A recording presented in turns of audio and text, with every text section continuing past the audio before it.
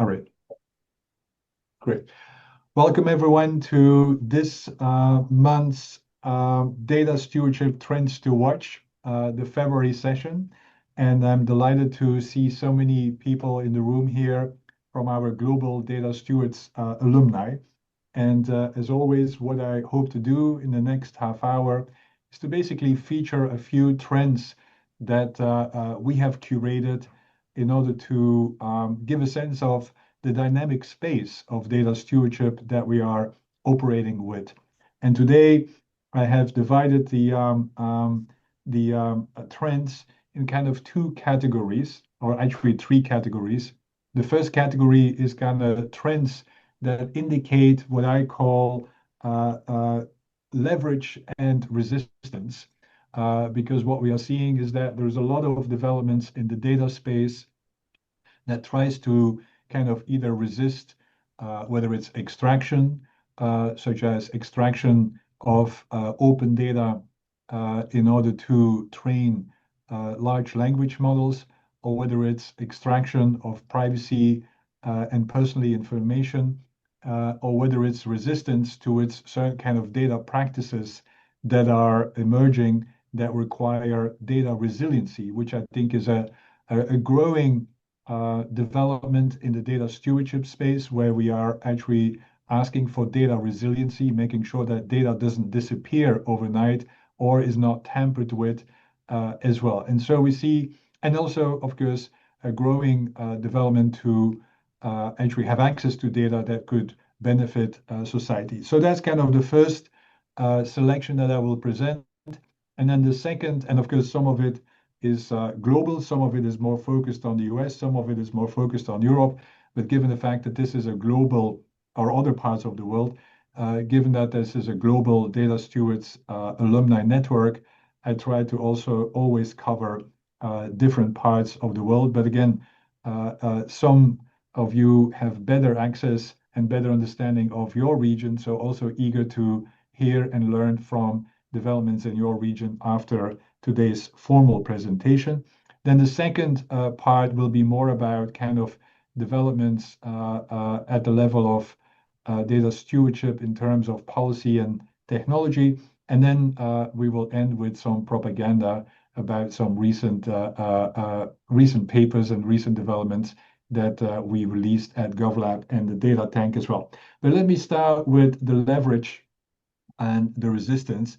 And so one thing that is happening, and this is not new, of course, but what is interesting is kind of the recent development of a few new standards that have come our way in order to deal with some of the concerns that might be out there, both concerns in terms of how personally information is being leveraged or is being collected, and trying to provide new agency, because that's kind of what is really, I think, emerging in the kind of data stewardship space, is this developments that try to provide what I call leverage to determine what happens with your data. And that's both leverage at the individual level, but it's also leverage at kind of the collective level.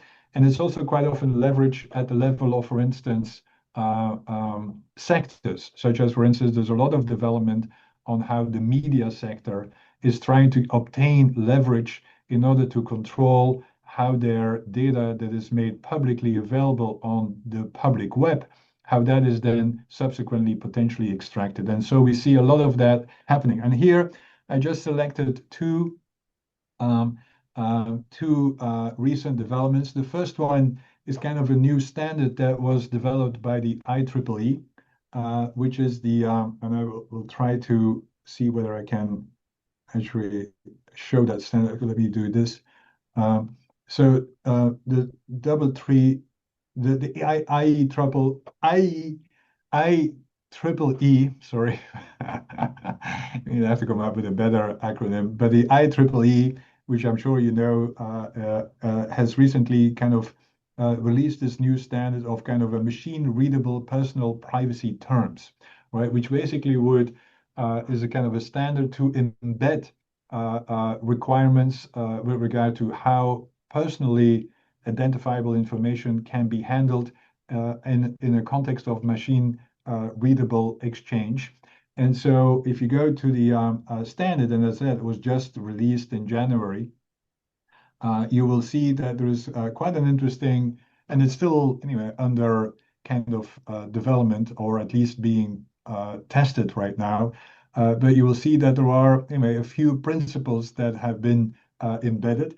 And so what they have released is kind of 5 standardized personal privacy agreements that can be embedded in machine readable exchanges, right? So when you engage, and this of course is also very relevant in the context of data spaces in Europe, for instance, right? Where you start sharing data, personally identifiable in data, and you don't want to always negotiate. So what are the agreements that you can embed in this kind of exchange? And so this is kind of what they have developed, and this comes out of the my data community as well. And so it's called My Terms, and it basically embeds principle of transparency, principle of data minimization, principle of purpose limitation, and principle of reciprocity. And the last one is very interesting, where it's also is that, okay, I share my data, but then what do I get back, right? And so it's kind of a reciprocity agreement that is being developed.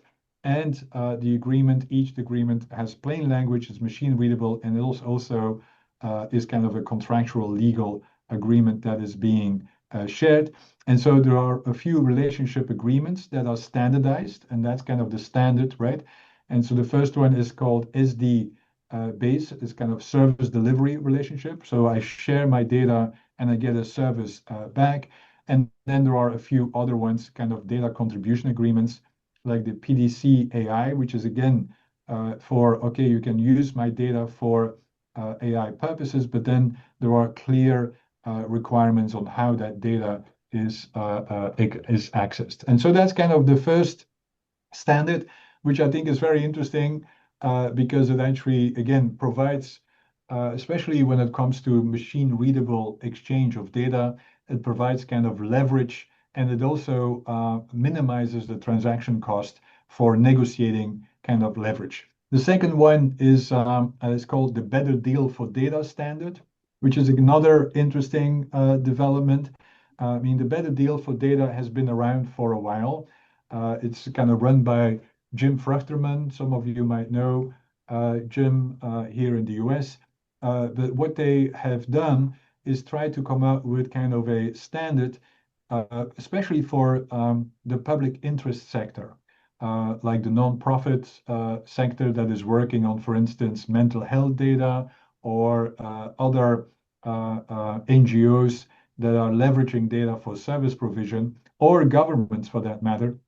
And so what they have done is basically developed a data declaration and commitment saying that if I leverage your data, then we will manage, i.e. steward your data according to the following commitments. And so these commitments, surprise, surprise, and you will see many of those principles are principles that we've discussed also in the context of data stewardship, of course, and they are some of them are also, of course, based upon the fair information practice principles, which have been around for a while.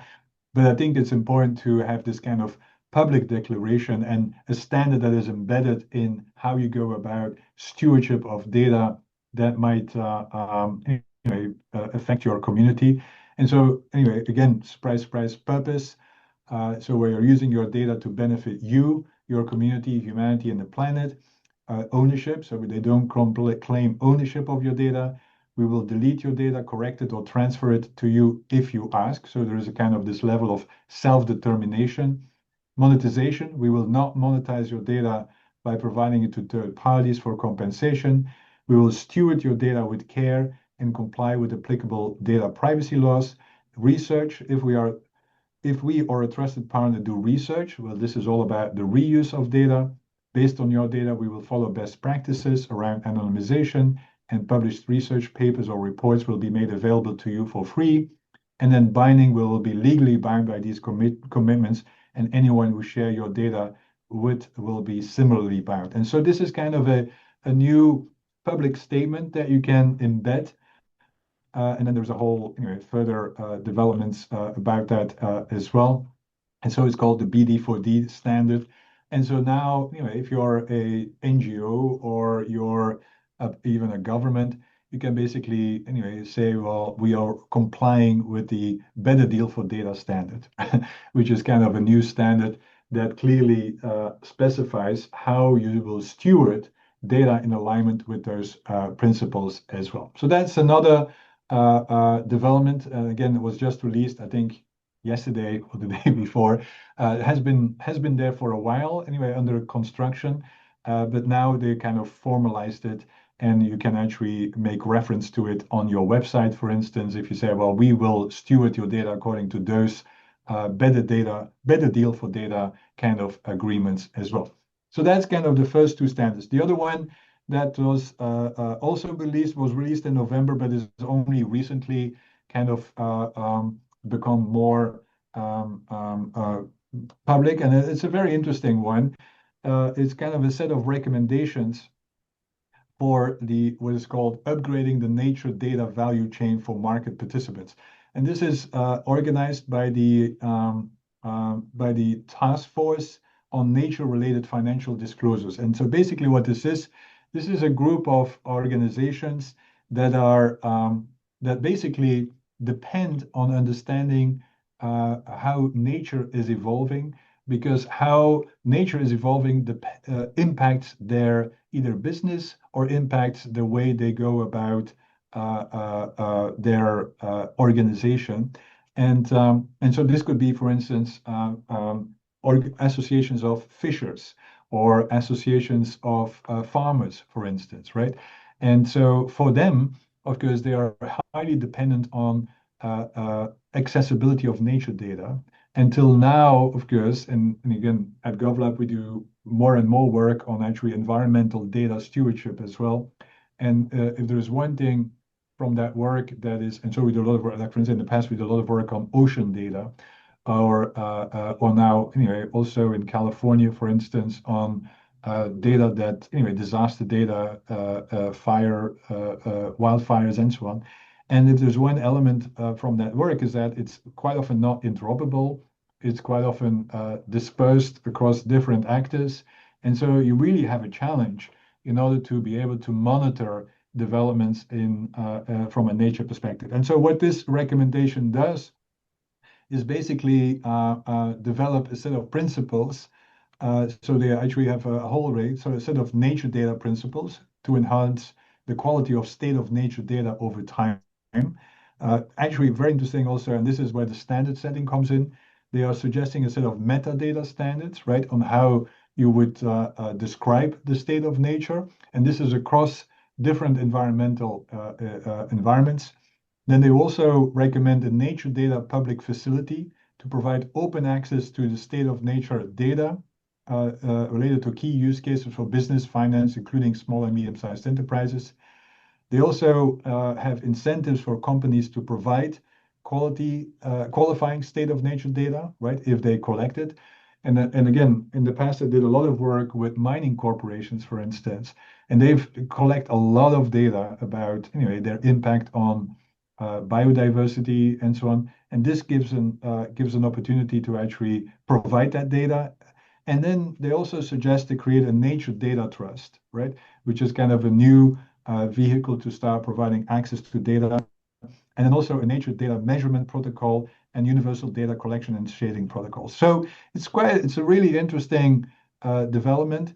And what is also very interesting is kind of, if you look at the amount of actors involved. Anyway, so this is kind of, anyway, their thing is that nature has an impact on business, and so there are dependencies and so on. And so how do you start measuring that? And again, it's mainly focused on kind of business applications. But if you look at, anyway, the amount of people, the amount of organizations that are involved in it, right? It ranged from Global Commons Alliance to the Global Open Earth Foundation, and also the amount of data providers that are signing up to the recommendation, whether it's, the World Resources Institute, to the Wildlife Conservation Society. So it's a really interesting and kind of global development that might be relevant to be aware of and to see whether it also impacts your your work, and including also, of course, the kind of the metadata standard. And so, of course, again, they have the nature data value chain, and then also indicate where kind of that standard has an impact on the data value chain. Anyway, so that's kind of one element that is relevant to perhaps be aware of. The other one is, as I said, a lot of the work that is happening now is to actually prevent extraction from public web data. And so this is a new licensing. As you know, in previous trends, I've shared kind of the CC Signal license. Creative Commons has developed a license called Signal, right? That tries to signal how data creators or content creators want to have their data be included in training data. This is another one of those licenses, which is called the Real Simple licensing. I don't know whether I have that open, but anyway, if you go there, it's somewhat similar to the CC Signal license, where basically you can use the license to specify how you want to have your data being used for training, right? Because that becomes a key, as you all know, a lot of the data stewardship work is on reusing data for other purposes. And of course, one key new use case is kind of using data and reusing data for training purposes. But then there is no mechanism to indicate how you want that data to be used. Also, because copyright law doesn't apply quite often to those use cases because it's kind of training data. So it's kind of, anyway, under fair use.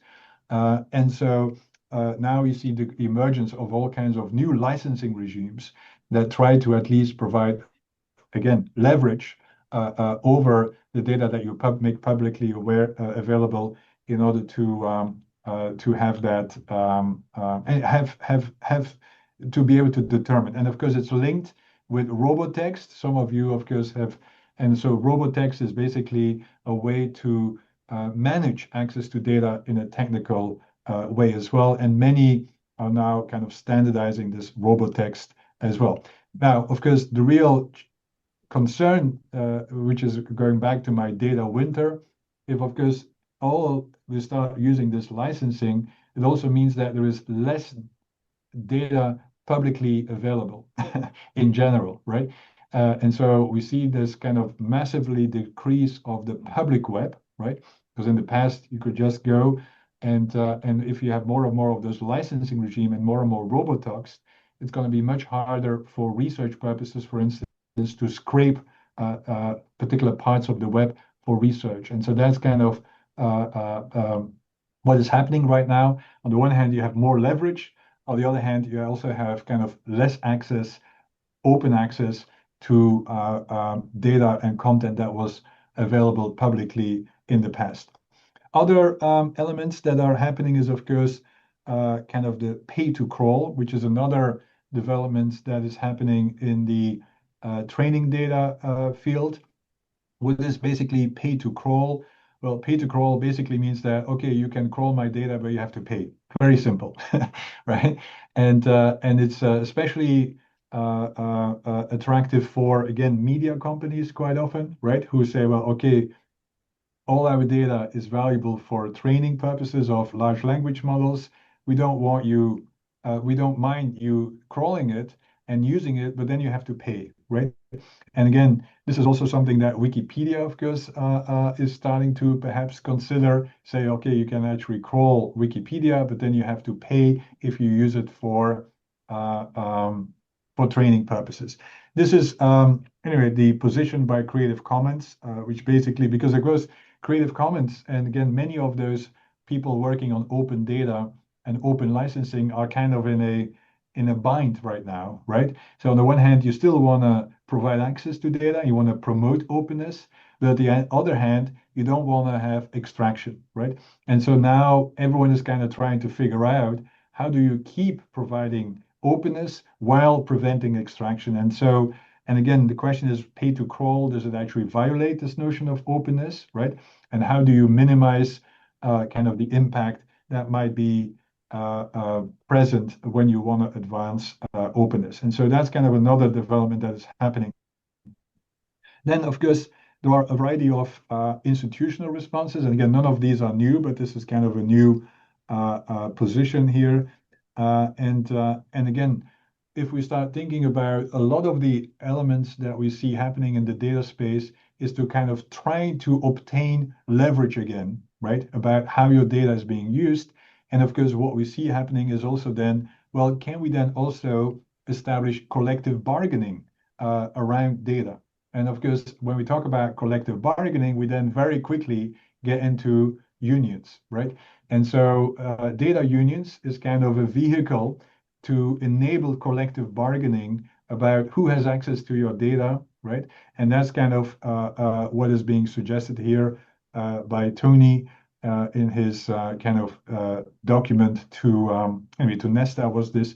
But again, you see a lot of again developments in order to obtain leverage again, and data unions might be one way to kind of unionize kind of different content creators in order to then have collective bargaining on how their data is being used, mainly for, again, AI purposes. And of course, all of this is the result of what I have called generative AI anxiety, right? So anxiety about how the data is being leveraged for AI purposes as well. Then, of course, the other thing that is happening, and this is also, again, part of the resistance, and this is, of course, very much within the US, where I'm sure many of you have seen kind of anyway, how immigration enforcement is happening in today's world. And of course, here, what we've seen is also one way for kind of resistance is then through data, right? And so we have seen actually a lot of crowdsourced data efforts with regard to ICE or with regard to deportation data. And so these are just two examples on how data is actually becoming a tool. And of course, anyway, in addition to data, of course, cameras has become a key tool to oversee certain behavior of, in this case, immigration officials, i.e. ICE. And I think that's another interesting data stewardship development where data becomes part of actually kind of resisting certain kinds of practices or to increase transparency about certain kind of practices as well. And I thought that's kind of, and of course, this is not unique to the US. Other countries have done this as well. But I think it's another interesting data stewardship development where we see this kind of data as a device for transparency to emerge. And then again, within the context of ICE, of course, there's a lot of discussion about data sharing and concern about the fact that certain data would be shared for immigration purposes that might violate expectations from those that are in the data.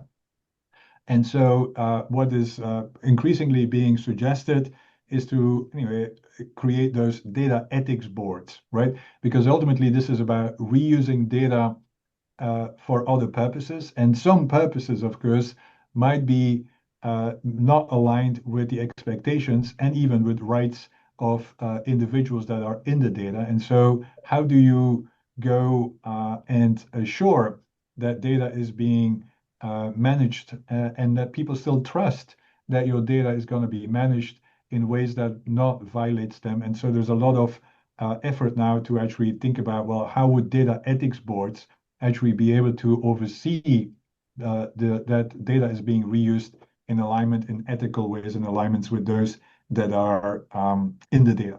So all of those developments, and I go quick, are kind of what I call developments in kind of resistance, right? So they kind of try to respond to what is happening, both in terms of data being extracted for AI, to also data potentially being reused for activities that might undermine either civil rights or might also be seen as unethical as well. And we see this emergence of new standards, both in the level of what good looks like and saying, okay, you can trust us because we signed up to a standard of a better deal for data, or standards that really enable for kind of this negotiation at the machine exchange level as well. So these are kind of developments that I thought would be interesting for you to be aware of. If not, I'm sure many of you, of course, knew all about this, but anyway, some things to be aware of.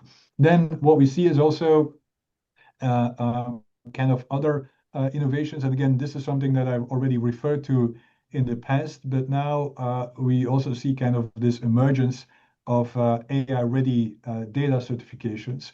And so this is part of, as some of you know, I've been writing about FAIR with double R, right? So where you actually not only has findable, accessible, interoperable, reusable, but also now ready for AI.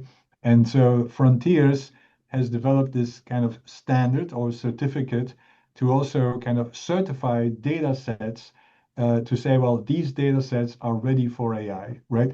And so this is like one data set that was recently published. Let me see, I think I have it open here, which is the Global Waste Sector data set, which anyway enables scenario-based projections of generation emission and socioeconomic drivers as it relates to waste. And if you look at anyway what Frontiers is doing, and so this is the certification, right? So the FAIR 2, right? So reusable and ready for AI. If you look at that certification, this is basically what they certify, right? And let me see whether I can open this. So these are kind of the criteria for certification. One is that is there a unique identifier? What is the metadata? Does the metadata includes data identifiers? Is it searchable metadata? Is it indexed in a repository? Is it open access, long-term access, API access, standardized formats, and so on? And so as you can see, there are a set of criteria that are being used to determine whether it is fair but then anyway, fair with two R's as well. And so it might be interesting for some data stewards on today's call to look at those criteria, right? Because that also can be used as well, these are actually criteria that we start using to determine whether it is AI ready as well. And of course, a lot of it is about providing context, right? So here, the AI readiness specific elements is it structured for machine learning? Is it scalable?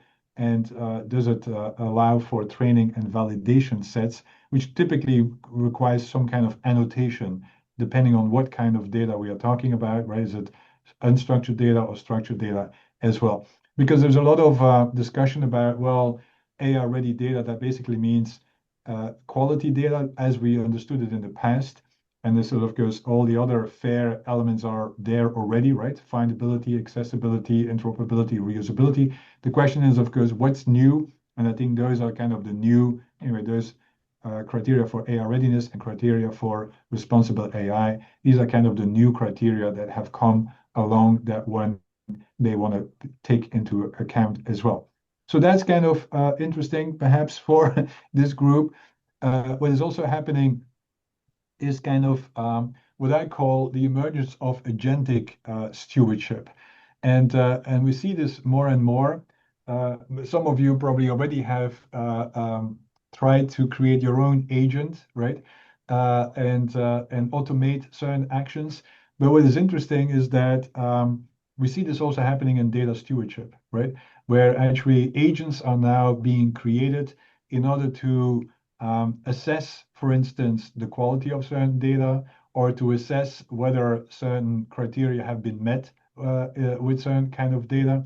And so here, anyway, this article that was published, I guess, this week, basically gives kind of those use cases for agentic data stewards, right? So agentic data stewards that scan data sets for drift, bias, and integrity issues, or auto-classify data based on use case sensitivity, right? Or generate enriched metadata and context, right? So you can actually start having agents automatically develop these metadata standards, recommend access controls based on behavioral patterns, validate whether data is fit for use for LLMs, or trigger alerts and remediation without human intervention. And so that's kind of an interesting field to monitor, right? Which is, anyway, to what extent are we going to have those agentic data stewards emerge, right? And of course, the question then, of course, what's the role of human data stewards in order to either develop those or steer them to a large extent? But we see a lot of that happening. And again, interesting perhaps to monitor, and we can in a future developments of the trends, we can kind of start providing other examples as well. Now, if we start talking about agentic AI and developing agents, then automatically we quickly get into kind of vibe coding, right? And of course, vibe coding is becoming very much pronounced, which basically is anyway using large language models for coding, right? It's basically generating code in an automated fashion. And as you can see, there's a lot of developments here, which also, from my perspective, is very relevant for data stewards, right? Because it's also about automating, for instance, the creation of code books for analysis, and how do you steward that code is becoming another topic that data stewards might want to take into account, because if it becomes automated, then of course there might be a whole kind of concern. And so software is becoming something you speak into existence, right? So now you don't need to have a computer programming degree anymore. You can actually use, for instance, Claude Code, which is used a lot. Now, as you all know, OpenAI just launched its own kind of vibe coding tool as well. And there are other vibe coding tools that are out there as well. And the key concern is because much of the vibe coding is based upon open source, right? So you basically take you fork basically open source code, but then you have a generative AI tool that uses this kind of forked open source code. And the key concern is, of course, in the past, anyway, you could fork open source code, which was anyway a common way of doing this. You go to GitHub and you fork it, and then you use it to create a new software package. Of course, in the past, you can then typically what happened was that you then contributed back to GitHub, right? And you anyway updated and upgraded the open source. What has happened now is that you don't have that kind of interaction with vibe coding, which is then a key concern, is that who's going to maintain open source, right? And who's going to actually really still make sure that open source can thrive. And that's kind of a growing concern as well here. Okay, so that's kind of reflections. Then a few, to close us off, a few propaganda. If you haven't seen, we recently, last month, published two papers that might be relevant for this group as well. In the first paper, I've tried to, because quite often I get asked, what are you talking about when you talk about data stewardship? And I've been labeling what all of you have been tortured by in the data stewards boot camps. I've been labeling it that we're actually really talking about strategic data stewardship, right? Which is really about kind of thinking about how do we leverage data for reuse in a more systematic, sustainable, and responsible way. And there are other kinds of data stewardship, like technical data stewardship or even enterprise data stewardship.